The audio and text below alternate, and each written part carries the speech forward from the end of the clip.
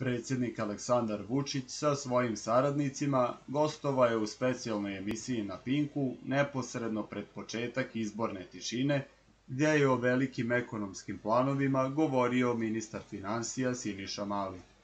Veliko poštovanje, dobrodošli na kanal Srbija Info.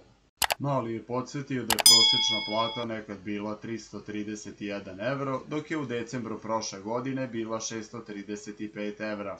On je najavio prosječnu platu od 1000 evra i prosječnu penziju od 500 evra.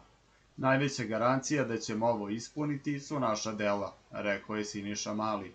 Mali kaže da je anketa pokazala da će mladi ljudi 100 evra potrošiti tako što će uložiti u obrazovanje, kriptovalute, emotivnog partnera i tvrdi da je taj novac potrošen u našoj privredi i da se kroz PDV vratio u budžet.